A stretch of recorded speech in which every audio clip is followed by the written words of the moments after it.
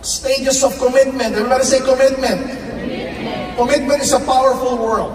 It's a powerful word when you commit to something, to someone, or to a place, or to an experience, or to whatever, to an object. When you commit to something, there's a deeper reason to execute what you have promised. The vow that you have promised, it's a solemn promise. Okay, whatever it is, if you commit to someone or to something, okay, that is very, very important. So how do we have commitment? Because that is important for success.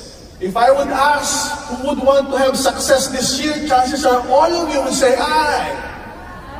But the level of commitment differs from one person to another. Baka mas gigil yung nandito kesa nandun. Baka mas excited yung nandun kesa nandito. Baka mas gusto talagang pumasenso ng mga nandito kesa nandun. It differs. Ngayon, hanggang kailan? Hanggang kailan yung gigil mo? Hanggang kailan yung passion, yung why, yung commitment mo? That's what we want to learn, and that's what I want to empower each and every one of you tonight. Stages. It starts from where? It levels up to another stage. And what's the ultimate stage? And how do we get attached to it? First stage of commitment, what do you need to do? Visualize. Everybody say visualize. Doc, ano ibig sabihin ng visualize?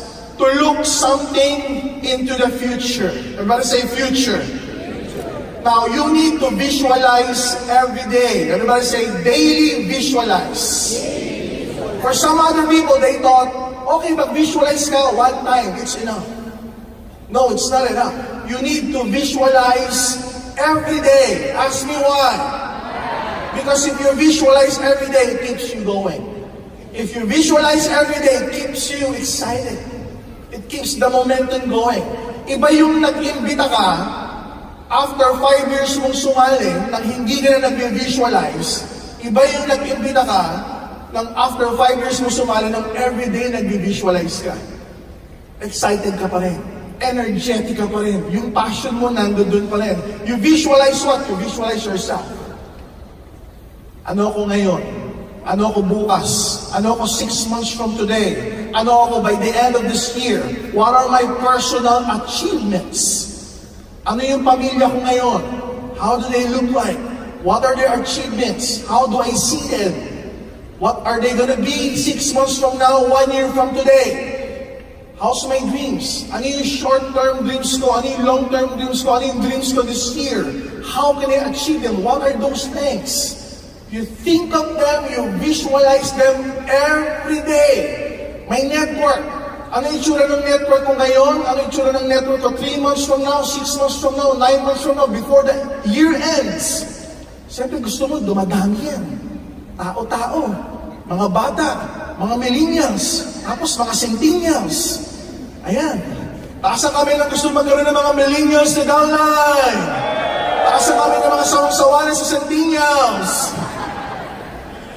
You dream, you think, you visualize your network expanding to another network, expanding to another country. Saan nakarating na yung network ko? Luzon, Visayas, Mindanao lang ba? Umabot na ba ng Asia Pacific, like Solomon Islands, like Fiji, like Papua New Guinea? Umabot na ba sa Africa, like Zambia, Congo, Malawi, Zimbabwe, Mozambique? Those are the countries that we will be opening within the next few months. Umabot na ba sa iba't ibang mga bansa? Umabot na ba sa Europe? Umabot na ba sa Spain, Italy, or France? Travel. How do you see yourself traveling? Asia ba? Middle East ba? Okay, Japan ba yan? Singapore? Korea? You need to see it day to day. You need to visualize it, the feeling. Ano ba pakiramdam kapag nasa Japan? Ano ba pakiramdam kapag na-experience mo yung cherry blossoms? Ano ba yung pakiramdam kapag ikaw nasa Dubai na? Ano ba yung pakiramdam pagka nasa Hong Kong Disneyland ka na? You feel it. You visualize it as if you're going there tomorrow. You visualize it as if you have already achieved it. Company. How are you performing in the company? Silver ka ba ngayon? Gold? Global Ambassador? Millionaires Club? Okay? How are we ranking you as a distributor? Ikaw ba yung Rookie of the Year? Ikaw ba yung papanig sa stage para mag-share ng story mo? You visualize it. This year, dapat gold executive na ako. This year, before the year ends, at least dapat Millionaires Club na ako ma-awardan sa mid-year rally by November. Naka-plot na. You think of it every day, you visualize it every day, and you remember the feelings and emotions attached to it. That is very, very important. Kapag ikaw nakapaglabas ka ng kotse, ano pakiramdam, guys? Masarap ba? Kapag yung downlines mo, naglabas ka sa sasakyan, ano pakiramdam mo? Sarap. You visualize it. Hindi lang ikaw yung successful, pati buong grupo mo, core group mo. Pag nakapag-expand sa ibang bansa, anong feeling yun? You remember that feeling and emotion, you cherish that every day. You think of it every day. Okay? So first stage is you visualize. You commit to daily visualization. Some leaders will just visualize once. I highly suggest you visualize every day. Next stage of commitment, as visualization entails the future. Next stage is internalize. Doc, what is internalize? If visualization is for the future, internalize is from within. And it empowers you to think of your vision. Why do you want to achieve that vision? Why do you want to have a car? Why do you want to travel? Why do you want to bring your family in Hong Kong or in Japan or in Dubai? Why do you want to earn so much? You internalize. What's your reason behind it? What's your why? This is a self-process. You're processing yourself. What are the importance of these dreams for you and your entire family? You need to answer this from within.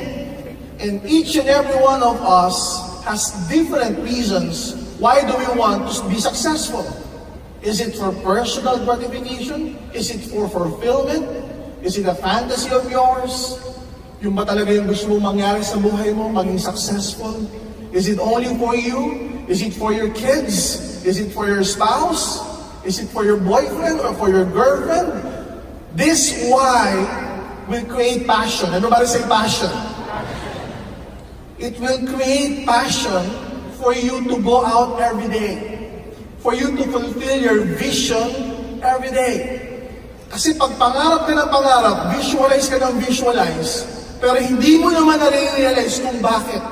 Hindi mo naman, gusto kong kumita ng malaki, bakit? Wala lang. Para sikat. Gusto kong magkakotse, bakit? Para gwapo. Gusto kong madala yung girlfriend ko sa Hong Kong, why? Wala lang, gusto ko lang ma-achieve. If your reason is masyado mababaw din yung pag-achieve mo ng success. But if your reason is very deep enough that it becomes deeply rooted and so huge, deeply grounded, mahirap kang matibag. And it will create a passion inside you. How badly do you want it? How bad do you want this success? How bad do you want this car? How bad do you want this travel for you and for your loved ones? You think of it on a daily basis. After you visualize daily, you internalize daily. Bakit ko ba gusto talaga to? Maybe it's my purpose in this world. Maybe it's my purpose to bring happiness to my family, to my relatives, to my group, to my organization. Daily visualization, daily internalization. Next, third stage of commitment. Practice. Everybody say practice. You have learned so much about inviting. You have learned so much about prospecting. You have learned so much about presenting, closing, training, and duplication.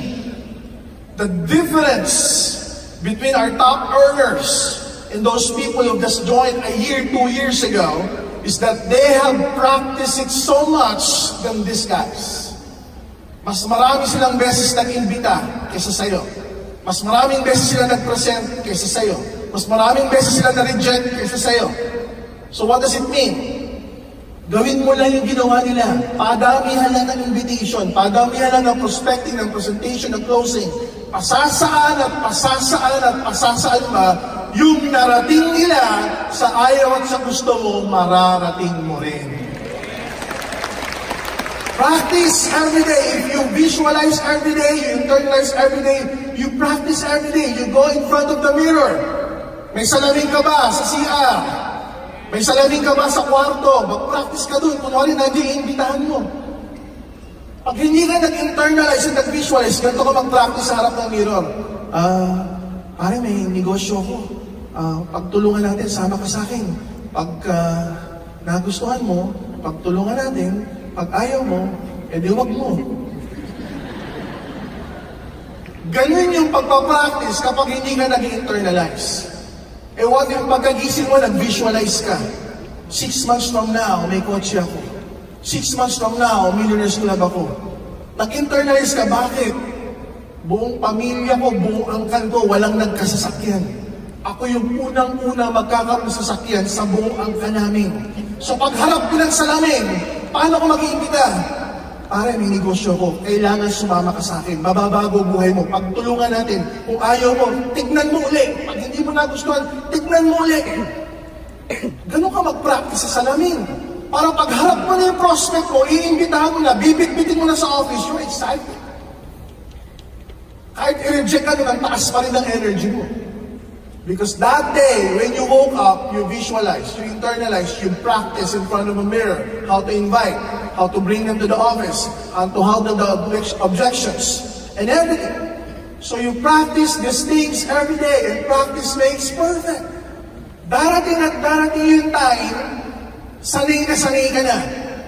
Kahit bagong gising ka, hindi ka pa nagkakape, energetic ka na. Why? Because you see your future already. You've seen your future already through visualization. And you know the reason why, because you internalize it. And since you practice it every day, perfect ka na mag-invite. Fourth stage of commitment. Achieve. Everybody say achieve. Now, achieve is subjective. It is a matter of time. Some may achieve success and commitment early on. Some may take it some years. Some may take it a decade to be successful. Ask me why? It's because of their commitment. Pag mababaw ang commitment mo, matagal darating ang success. Pero pag malalim ang commitment mo, and you commit to daily visualization, internalization, and practice, yung pag-achieve mo ng success, mas mabilis. So it's up to you to decide. All of us want success. Am I right? But all of us won't visualize every day. All of us won't internalize every day. All of us won't practice every day. So all of us won't achieve success every day. But only those who will practice it every day, internalize and visualize it every day, doon mas mabilis ang pagpasok ng success. Do you follow? Last but not certainly the least, fifth stage of commitment. Commit to life and success. When you finally achieve success, you see success as a broader entity. Hindi lang pala pera ang success. Hindi lang pala fame ang success. Hindi lang pala pera ang success. It's also a responsibility to others. Pag umasenso ka, ibig sabihin marami ng tao sa ilalim mo. Tama o tama? Then the more reason to help them. The more reason to empower them. So you commit to life and you commit to success. Your commitment is to create more success stories in your organization. Now, are you ready to be successful this year? Yeah. Are you ready to be successful this year? Yeah. There will be a lot of successful. There will be a lot of success stories this year. Now, the only question is, kasama ka ba doon? Yeah. Tignan mo yung katabi mo. Tignan mo yung katabi mo. Ano mo sa katabi mo? Ikaw na ba ang susunod na success story? Sumagot ka, sabihin mo ako! Ako ang susunod! Sabihin mo ako! Ako ang papanig sa stage!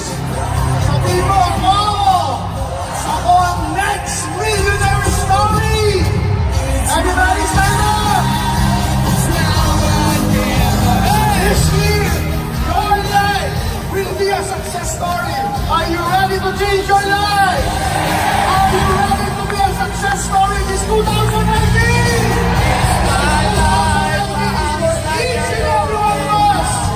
More and more and more and more millionaires will be created from your team, from your team, from your team, from your team, from your team, from your team.